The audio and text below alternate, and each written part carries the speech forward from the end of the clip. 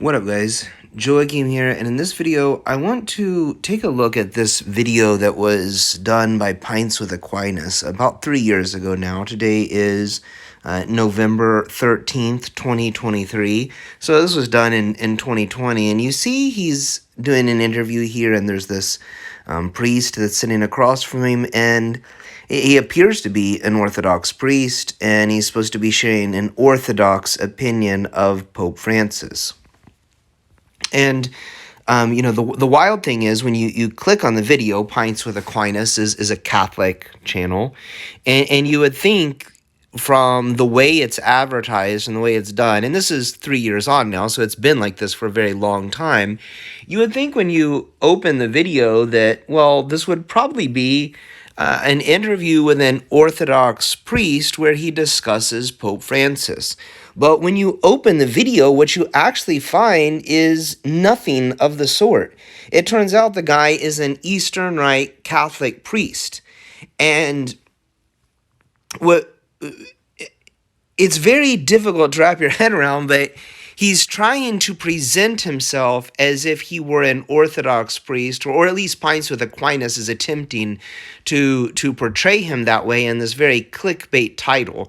And I can only imagine their objective is to discuss the way that the Eastern Rite Catholic Church, which is just the Catholic Church. It's not part of the Orthodox Church at all. They're not even associated with the Orthodox Church. They're just a normal part of, or maybe they're not a normal part of the Catholic Church, but they are not Orthodox. They're not part of the Orthodox Church remotely in any way. So the way that this portrays this is very dishonest. It's very manipulative.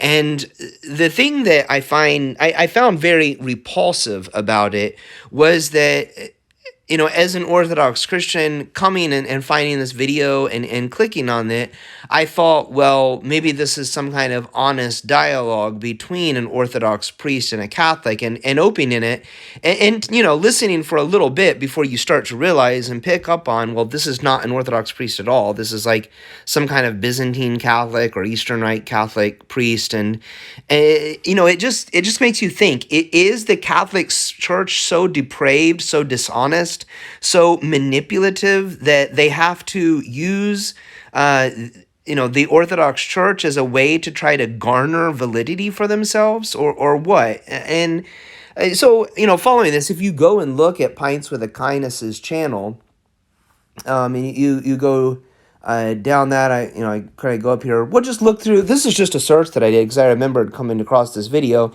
He does a bunch of these videos with what's this guy?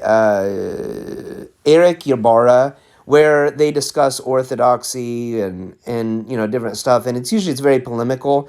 But Eric Yara, he makes himself to be a fool on so many, like, do you see in his discussions between him and Ubi Petrus, between him and Jay Dyer, between him and there was another British priest that did a debate with him, and he loses over and over. Even Catholics look and say, well, he just did a poor job arguing for our faith or something. But even Catholics cannot look at these arguments and take them in any kind of legitimate way unless they're just ignoring the argument altogether. And they've already commented and said, Eric Ybarra won. But for the most part, like, very small percentage of people have pointed to Eric Ybarra in these debates that have been done and said that he won. And he didn't debate Jay Dyer or Ubi Petrus. So, I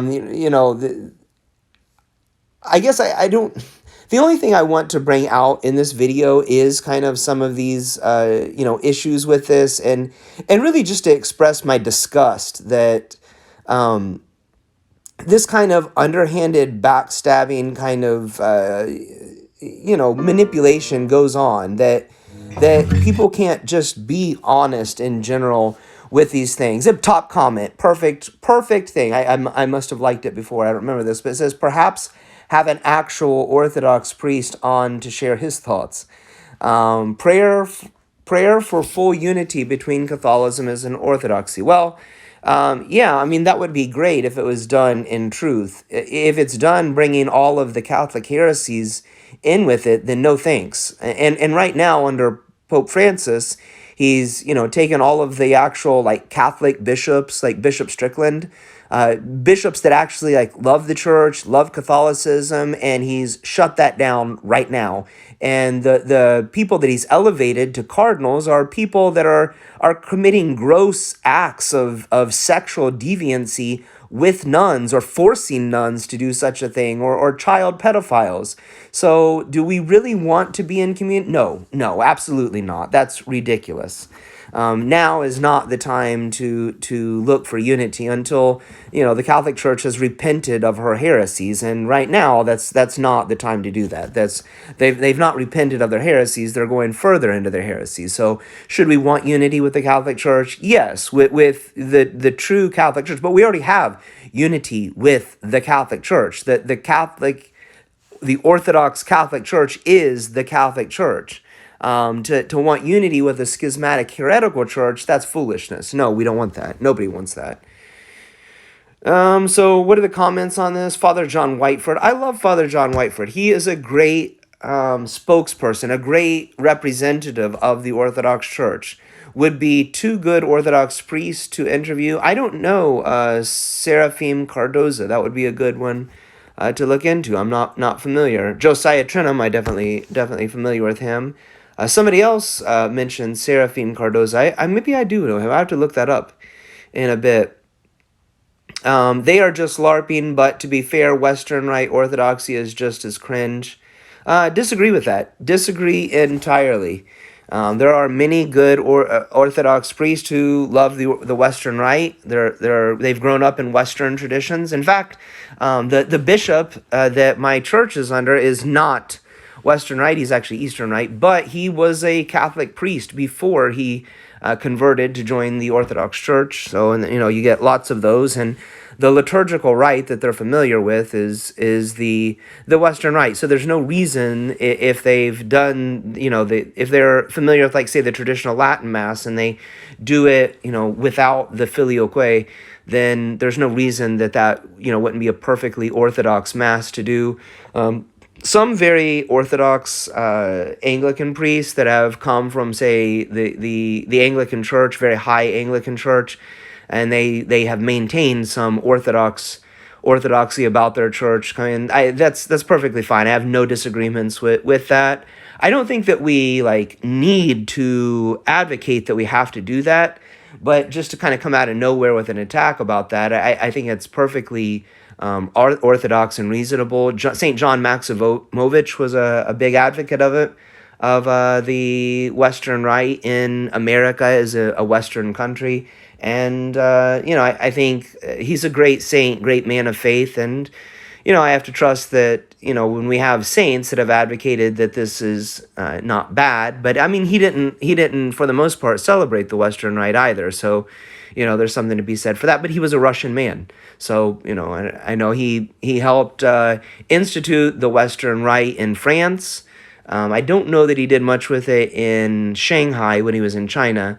That's not really a Western country, but it's had a lot of Western influence as far as the church is concerned. So I don't know about that one. But definitely when he was in Los Angeles, he continued to have parts of the church, and the ROKOR, the Russian Orthodox Church outside of Russia, continues to do this with many good Orthodox priests. So that's kind of a side item on this comment, but I highly disagree with this. Are there both Western and Eastern Rite priests and churches that are kind of cringe, as he puts it? Yeah, absolutely. But that doesn't mean that the liturgical rites of the church are cringe, though. That's ridiculous. The New Order Mass, the Norvis Ordo that's celebrated by the Catholic Church today, that's cringe, for sure. But no, I can't agree with that. I'm not going to pursue this much further. As an Eastern Rite Catholic priest is hardly going to critique Pope Francis. Yeah, true. This is just a Catholic priest. It's a lie is what it is.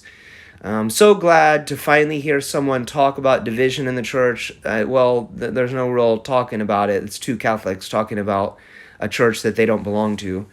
And they're not, the wild thing is they're not even really talking about the Orthodox Church. they're LARPing about something. It's just a ridiculous video in general. Also, the Patriarch of Constantinople became known as ecumenical because he started overseeing the two remaining Middle East sees, Antioch and Jerusalem. That's what I don't know what this person's confused. Papacy, but an eastern side of Christendom. So there is some oversight of Constantinople in the Greek churches in the Middle East over Antioch and Jerusalem. That is correct, but these are all different patriarchs of the Orthodox Church. So that's not even associated with the Catholic Church. So that's not ecumenical. Ecumenical would be like if the Patriarch of Constantinople was, having some kind of joint thing with the Pope, and that I think that actually has happened, or with. The Pope does it with a lot of different people. So these ecumenical things is expressed heavily in the Pope, but the Patriarch of Constantinople, the only like ecumenical kind of things that he's done, I think, has been between him and, for the most part, Pope Francis. I think he's had some other representatives that have attended Anglican Church of England events, and to what part they had in them, I don't know. If they celebrated the liturgy with them, or like had the sacraments with them, then that is, I mean that's reason for high alarm. But I don't know that happened. Anyway, so some of these comments are just kind of wild. There's a lot of people on the internet, and especially in comment sections, talking about the church, talking about things, and they're expressing opinions that are really not very true, and lots of confusion, especially as it pertains to Constantinople and Russia. So just to share a little bit about that right now. So Catholics especially get really confused about this, and they often think that like Constantinople or the Greek Orthodox Church and the Russian Orthodox Church are like completely separate churches. And I don't know if they actually believe this, or they just like to characterize it this way because out of like a manipulative way to try to make the Orthodox Church out to be like a bunch of schismatic churches. But the Orthodox Church, the Russian Orthodox Church, is the Orthodox Church in Russia, and it is under the Patriarch of Moscow. And the same is true of Constantinople. This is the Church of Constantinople, the Orthodox Church in Constantinople. And then it also, that one's unique in that it also includes the Greek diaspora. So like if you're a Greek person living in America, you're also tied to the ecumenical patriarch, the Bishop of Constantinople. So that is kind of different. But as far as like those two churches goes, those patriarchs are not currently, as of 2023, in communion with one another. But this does not extend to the layperson. So if you're, like, say, a member of the Russian Orthodox Church and you turn up at a Greek Orthodox church somewhere, you're just as Orthodox as anyone else. This is not relevant. Now, the people there, if they're very ethnically Greek and shun non-Greeks, then that might be an issue, and that's wrong. That's not part of the teachings of the church. But you get that everywhere. My stepdad grew up German Catholic, and my family, my mom and my dad actually were ethnically tied to the Irish. So they were not Catholic though. So, but my stepdad, they would travel across the other side of the city to go to the German Catholic Church, and they would pass a number of Irish Catholic churches and not Slavic, like Czech, Hungarian Catholic churches, Polish Catholic churches to get there. So they pass all these. Why are they passing the Irish churches? Well, it's because Catholicism in America was like that at one point, and often in many ways it still is.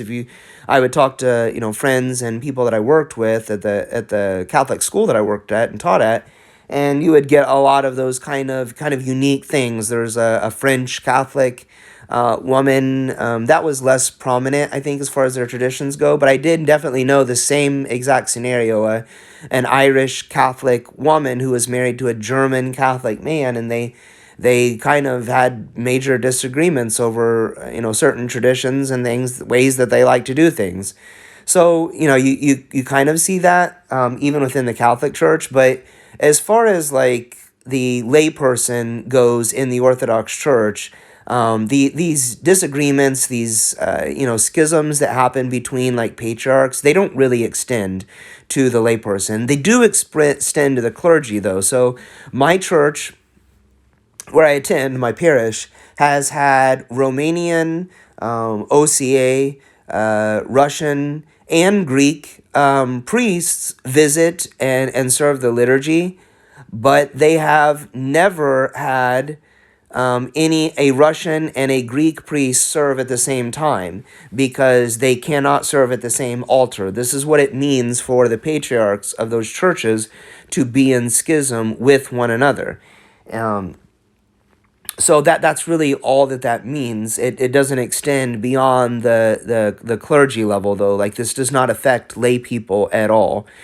So I actually had a woman one time. She knew that I had when I had been baptized. My godparents were Greek, and she knew that my family was there was some Russian kind of influence, which there's not actually any influence, but she was just picking up on these associations. So she's like, "Well, what are you? Are you Russian or Greek or which one? Why do you keep going back and forth?" And I had to explain, like, well, there's no going back and forth. There's, if we're in Tennessee and there's a Russian church nearby, we go to the Russian church. Like, these are not different churches. And I think that some of this Catholic polemical psyop is a way to kind of infiltrate, like, it's a very manipulative conversation tactic. And I think this video is of that. And you see that a lot with Catholics in general. They're not really, and this is my opinion, this is my experience with these particular Catholics. Not obviously many of the Catholic parents that I interacted with at the school were wonderful, godly, devout people. They're not like this, but you get a lot of these like people like, and I think this Pints with Aquinas guy is like this. Definitely Eric Yabara, Michael Lofton, those guys are like this. They're not concerned with the truth.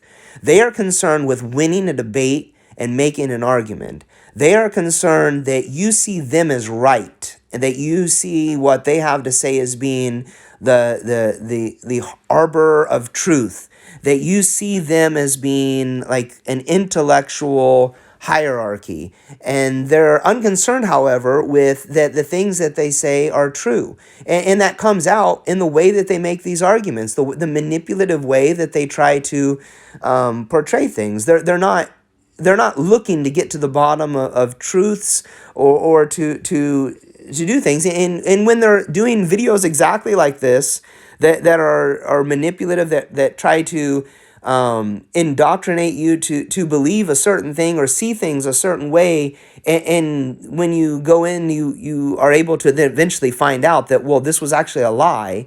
Like, this guy was not an Orthodox priest. You tried to present him this way to manipulate the minds of the people that would come and watch it, and then once you got in, it turned out that wasn't true at all. And I think that the Catholic Church functions very much this way, that it is concerned with not actual truth, but the appearance of truth.